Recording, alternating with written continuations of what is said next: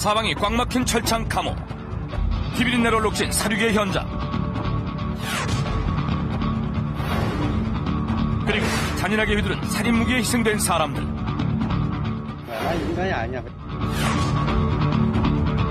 서울에 잘 살고 뭐 멋부리는 놈들, 그런 놈들이 우리 이렇게 만들어 놓고 압구정된 야타족들.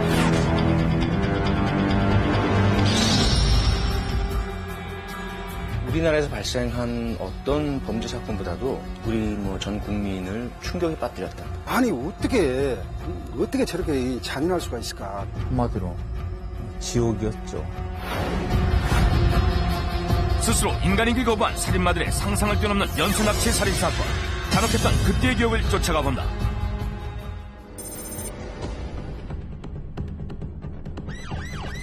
전남 영광의 한 마을. 전국을 공포로 몰아넣은 사건이 발생했다. 모여든 사람들의 돈을 의심케 하는 죽음의 현장. 뒤이어 밝혀진 살인 집단의 실체. 난 인간이 아니야. 그 대신 정말 죽일 사람 못 죽여서 한이 맺혀. 더 많은 사람 못 죽여서. 누구를 못 죽였어? 누구를? 죽이고 싶었는데. 잘난 놈들. 잘난 놈들. 가진 자들에 대한 증오와 분노로 무차별적인 살인을 저질렀다는 이들이 바로 지존파. 검거된 순간까지도 그들은 당당했다. 지존파의 범죄 행각이 더욱더 놀라운 것은 바로 살인을 위한 살인 공장을 마련했다는 것. 이들이 직접 개조한 농가주택의 지하실은 납치한 피해자들을 가둬놓는 감금시설. 살해한 뒤 흔적을 지우기 위해 사체를 불태우는 소각로까지 갖추고 있었다. 검거 당시 소각로에는 피해자들의 죽음을 태우고 남은 뼈조각이 그대로 남아있었다. 심지어 냉장고는 토막낸 사체 일부가 보관돼 있기도 했다.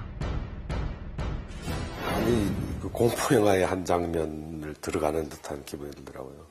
산전수전을 다 겪은 그 노련한 검사 형사들도 계속 충격, 세상에 이럴 수가.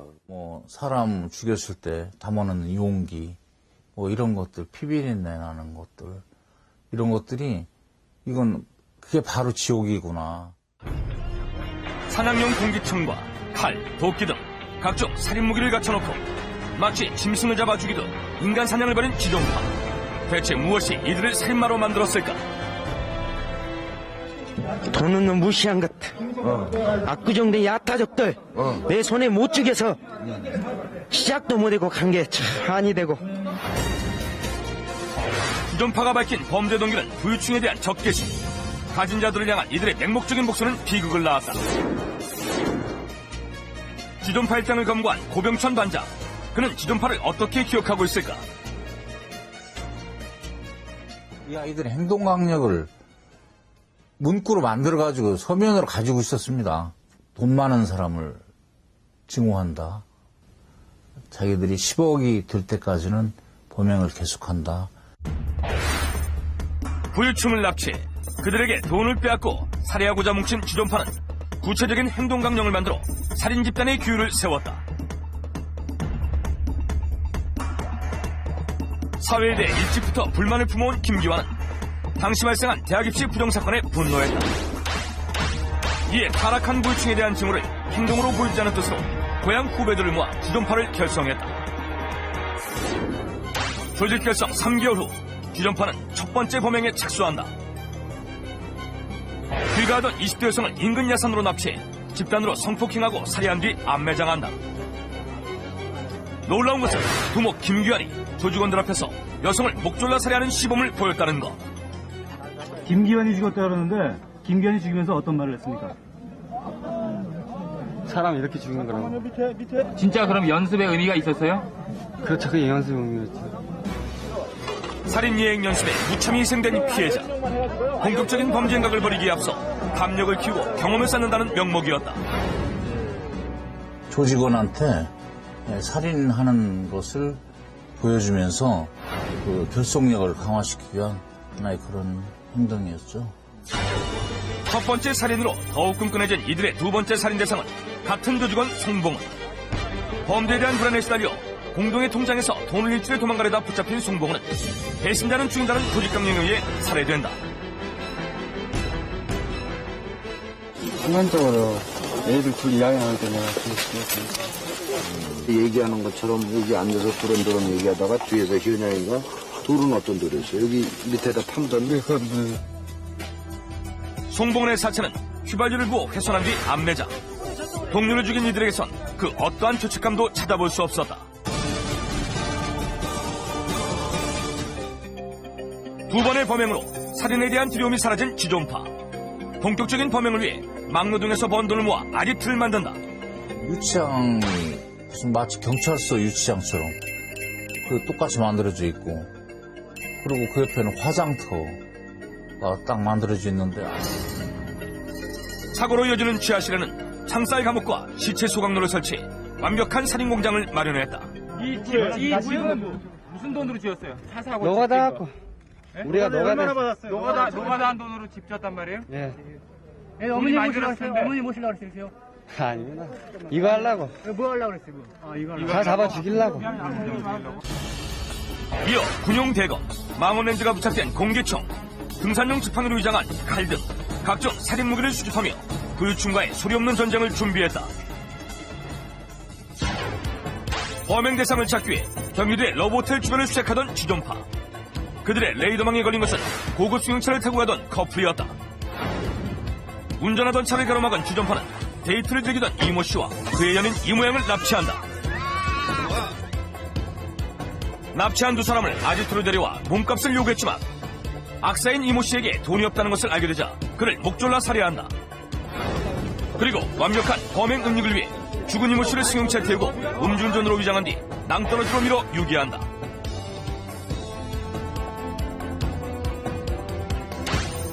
네 번째 희생자는 중소기업 사장인 소씨 부부.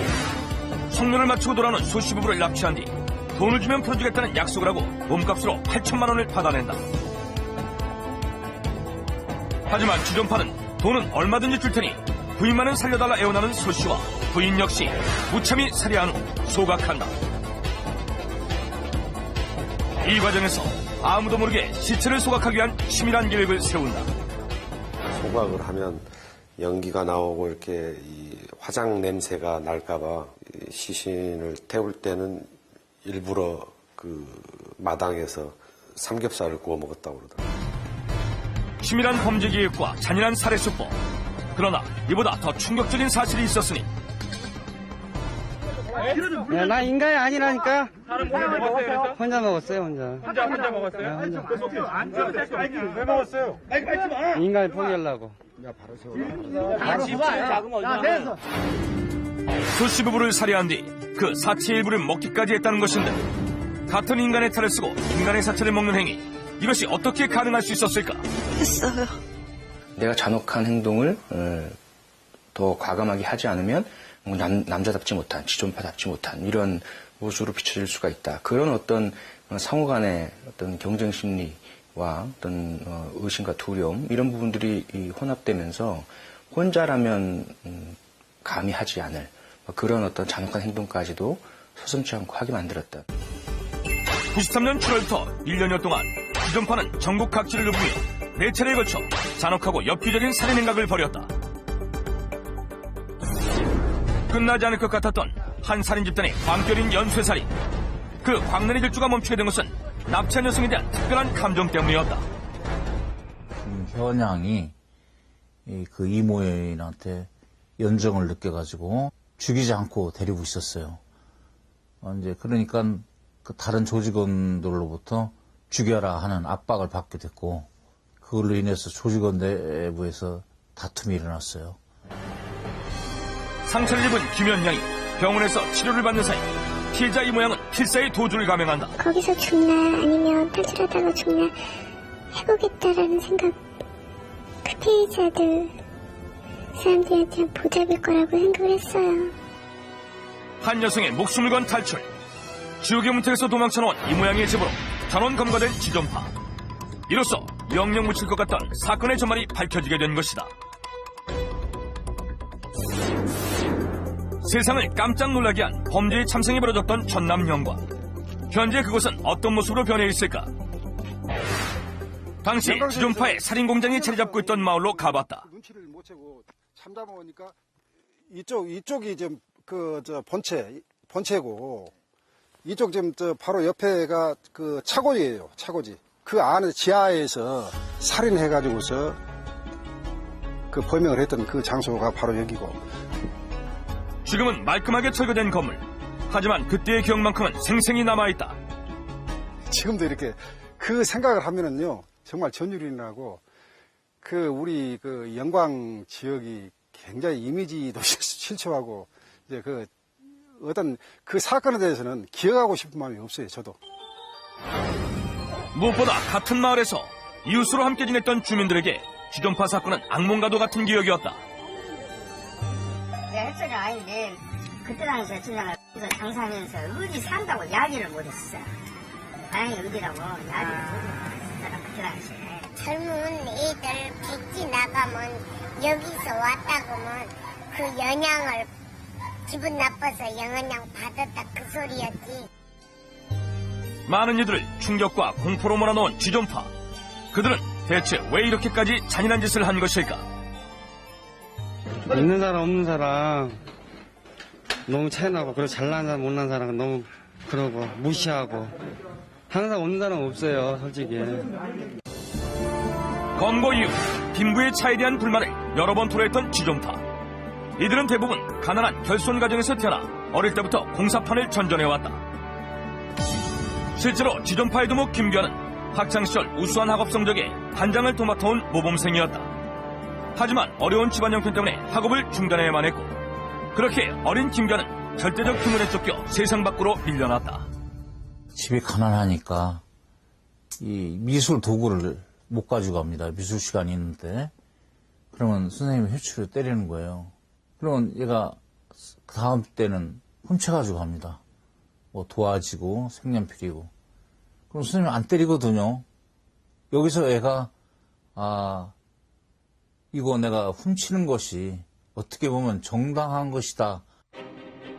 가난에 찌들어 불행한 유년 시절을 보내며 차곡차곡 쌓아온 사회적 불만을 범죄를 통해 보상받으려 하는 것이다. 학교나 이 사회에서도 그런 어떤 자신의 역할 모델이 될 만한 그런 대상들을 이제 찾지 못하는 데서, 또는 이 빈부의 극심한 차이로 인해서 뭔가 이 괴리감, 사회적인 어떤 소외감, 이런 것들이 더 어떤 그런 충동적인 그런 행동을 조장했을 가능성이 크다고 봅니다.